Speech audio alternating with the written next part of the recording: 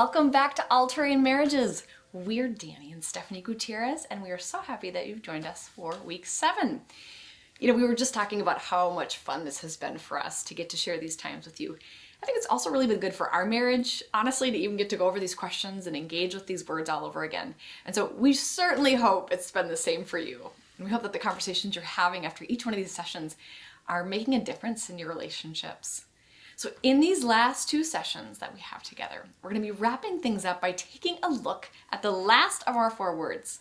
The first, as you remember, was location, then we had lubrication, then navigation, and today we begin to look at the word narrative.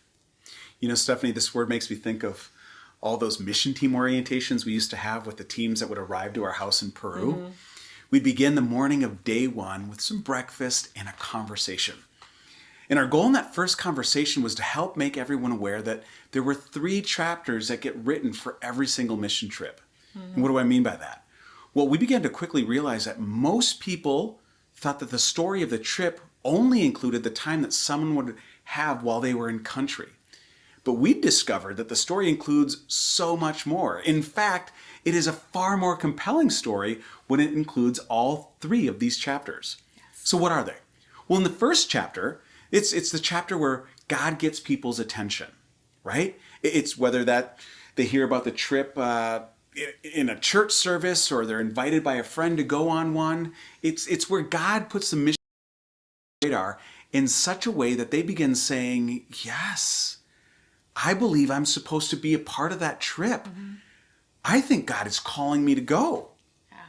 See, this is a chapter that includes telling friends and family about it. This is where fundraising happens, where they begin sending out letters if that's part of the process. Perhaps several team meetings where they begin making preparations and projects begin getting discussed. Mm-hmm. And then they move on to chapter 2. And that starts with actually being in the country. So we begin by congratulating them for making it to the country. You know, we recognize the fact that man, it took a lot of effort and investment for them to make that happen. And so congratulations.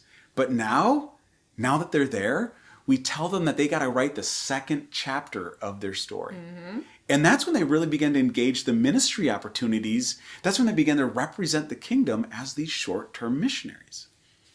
But then, before we actually head out to serve, we make them aware of the 3rd chapter. This chapter that's not going to be written until they make it back home. It's the chapter where they tell their friends and their families, the ones that supported them and were praying for them on the trip, about everything that they got to experience. Perhaps it's their coworkers that they know that they just got back from this trip abroad that they also get to tell. See, there's a story that they tell. And although everyone on the team, engage the same things together, there's going to be a lot of different ways that they write that 3rd chapter. Yes. See, the narrative for some is going to be about the horrific traffic and the scary foods that they're not used to eating. Or they'll talk about the heat or that rooster that crows at 3 a.m. or how junky the air conditioning was. If there was any. Well, then you'll have others. They'll tell it very differently. They'll tell the story of the people that they met and the people that they served alongside and the smiles they saw of people encountering God's love. Mm. Some will talk about the poverty and the smells and the trash in the streets and the honking, the persistent mosquitoes and the fruit bats, while others are going to tell the story of the presence of God in the church services. Yeah. And of the youth and the way that they engage with worship. See, there's something so powerful that happens in us through the way that we choose to tell our stories. Mm-hmm. And that's not just the case with a mission trip. That's also the case in an all-terrain marriage. It's true, Danny. The narrative we choose to tell gives us a sense of meaning for our marriages. Not just our lives, but our marriages in this context. As human beings, the way we process and make sense of life is through stories. Stories, I think, are really one of the best ways that our brains and our emotions can understand, can catalog, can analyze, and can recall the different experiences we've had in life. And I think it's one of the reasons why I am fascinated by the Bible, because We have this God who speaks our language. And he helps us understand who he is, what his character's like, and how he wants to have a relationship with us. And he does it through the language of stories. The Bible is not really a manual for life. I think it's much more of a love story. And it's a library, I would call it. And that is one of the things I missed most about our 10 years abroad. And this marvelous library God's given us that I can take with me wherever I want to go. It's full of stories about victory and defeat, about betrayal and redemption. It's got love poems, songs shaped by the deep emotions of the psalmists. Okay, so we're looking at a story. What does a story need to make it a story? We're all flashing back to English class right now. We know it needs an object, right? Yes, an object. But we know that objects alone do not make stories. A ball is an object. But a ball, friends, it's not a story. Neither is a bloody nose. All by itself, it's not a story. We need something in between, some action. You put those two together and the relationship between the two, okay, now we can make a story. We got a story here, but what kind of story is it? Is the story of the ball and the bloody nose a story of tragedy or of victory? Well, depends on the narrative the relationship between them is given. What story are you going to tell? Because it's the relationship between things that make up a story. And all-terrain couples, they're the ones who are intentional about the marriage story they're telling. The relationship between their marriage and the life experiences they share. You know, Stephanie, we've often talked about the stories and how they change us when we hear them. They do. And also how they change us when we get to tell them. So share a little bit more about how all of that happens. Well, first of all, we have to recognize the two main audiences we tell our stories to, our marriage story. Because as human beings, we're all storytellers. We tell many little stories or several key stories that all together make up this larger story of who we are as a couple. You know, in the first 5 books of the Bible, for example, we see many stories that make up this larger story that tells us about a God unlike any of the other gods of that time, who lovingly chose a people, who called them into a unique relationship with him, who made his home among them, who rescued them when they returned to him, who never gave up on them. I mean, that's really the larger story there. And God told that story to his people and through his people so that they would know who he is, who he was, and they would never forget. And he commanded them to repeat those stories over and over again in the same way. So what kind of stories do we tell? And who do we tell our story to? Okay, let's start with the who. In this context, who do we tell our story to? Who do we tell our marriage story to? As we said, there's 2 audiences. We have a narrative about our marriage that we tell ourselves internally. So we tell ourselves internally. And we have a narrative about our marriage that we project externally or outwardly to others. And if those 2 stories are different, there is one that we're going to believe more than the other. More times than not, we're going to believe the narrative that we tell ourselves. Okay, now the what? Which of the many, many stories that you 2 share do you choose to focus on? Which ones do you tell others to just give them a sense of who you really are as a couple? Whether our marriage is good or great or struggling or tired or empty or passionate or dry. All of these things, they have a lot to do with the stories that we remember and how we remember them and how we tell them. So flashing back to that mission trip in their 3rd chapter, the question is whether we will remember and tell stories about the traffic and weird bugs of our marriage life, or the joy of seeing the smiles and the people we met, or, realistically, it's often going to be a combination of both. So what kinds of emotions do your stories stir up in you when you tell them? How do they make you feel? Like in the first 5 books of the Bible, what are the themes that emerge in your stories? So Dr. Gottman calls the places where we keep these stories memory reservoirs. And he calls couples to develop systems of fondness and admiration, which essentially means stirring up the good memories and not focusing on the bad ones.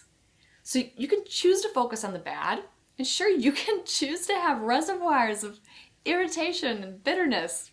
So pleasant. Or, hey, you can store up the good stuff that helps us remember why this person is my favorite person on planet Earth, right there. And this isn't a false positivity. It really is a decision. It's a decision to stir up the good, to see our spouse as God sees them. Because these reservoirs of memories, they will shape our internal narrative. And they're going to even form structures made of sentences and stories that are either going to build our narratives with hope and gratitude and forgiveness and grace, or they'll erode them with a narrative of annoyance, unforgiveness, distrust. Funny thing is, we tend to believe that, well, what I see is what I say. I think when the case is really as much true, what I say is what I will see. We choose what we see and we choose what we say. And the narrative, the saying, that's where we tend to keep our future outlook and expectation. Okay, let me give you an example. So I've seen this happen, oh my gosh, more times than once. There's this person who's they're at a good place in their marriage. Maybe they're newlyweds or they're a few years in and they're in love with their spouse. And so they begin to tell you about their wedding day.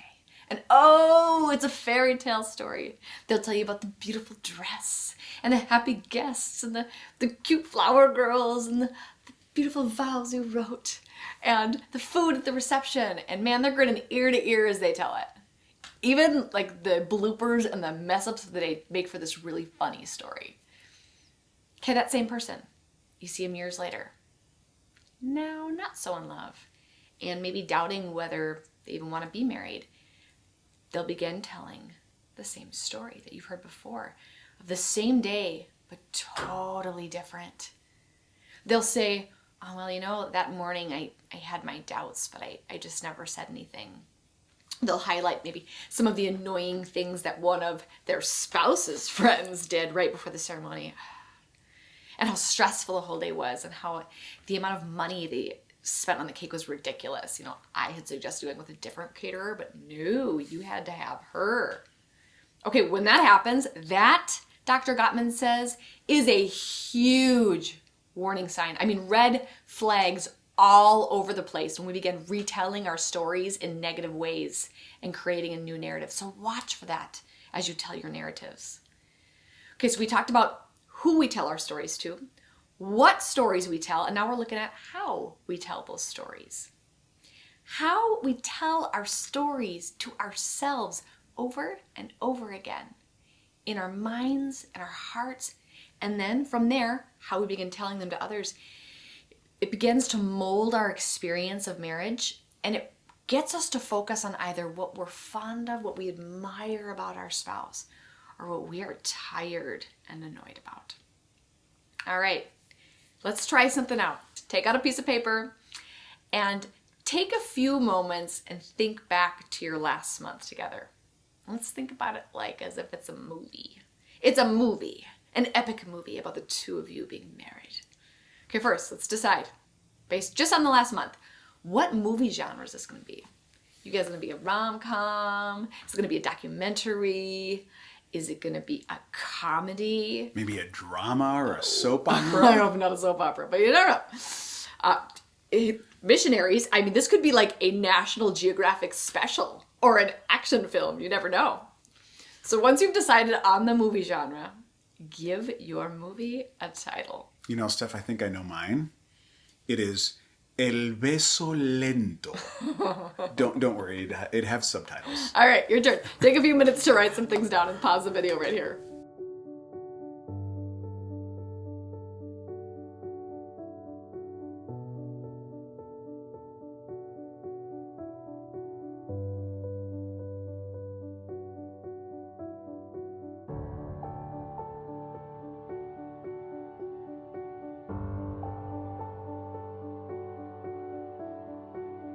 Stephanie, it's so true that this internal narrative we tell ourselves about our marriages deeply impacts the stories that we end up telling others. All-terrain marriages know that there's a story that others get to perceive of our marriages too, and that we need to be mindful of Yeah, these. we do. You know, I mostly think about our children and what's the story that we're telling, and what does it project outwardly towards them, and what does it tell them about marriage itself? Yeah. Is this a relationship that's inspiring? Is it strengthening? Is it exciting? Or is it boring, dry, intense? What is their experience of our relationship molding inside of them in terms of marriage? What are we telling them about marriage? You know, one of my greatest joys, our greatest joys in ministry, has been receiving those letters from those young people, whether that was from the Leadership Institute we used to serve at, or perhaps a youth from one of the youth groups that we'd get invited to. And the notes that really would stand out to us were the ones that would flat out say, you know, I was convinced I never wanted to get married. No, the example I had at home from my parents was horrible. I never wanted to limit myself like that. I never wanted to take a risk like that at betrayal. And now seeing the way the two of you interact, the way that you guys love each other, the way that you guys do life together, makes me now want to get married too. I love that. I love that. See, I believe there is no way around it. We're gonna have tough times. We're gonna have tense times. We're going to be challenged, and we're going to be put to the test, especially if we're missionaries who get to steward this marriage relationship while figuring out how cross-cultural ministry affects it all. Yeah, often in a very public way. Yes. People are watching. And yet there's this way that we get to choose to tell ourselves the story that then in turn shapes the way that others are experiencing our stories. Yes. And they're either going to speak loudly of grace and forgiveness and loving determination, or something else. See, we get to determine the way we're going to get through these terrains, loving one another, and how we're going to tell those stories. Yeah. So let's take a break here. And we're going to invite you guys to keep the conversation going with the particulars of your marriage relationship. Mm-hmm. And listen, the next time we get together, it's going to be our last session. Crazy. And in that session, we're going to unpack the different ways. There's 3 different ways, and 3 different kinds of stories, I should say, that we get to tell. And we're going to figure out how those impact the stories of our own marriages. So don't miss it. We'll see you then.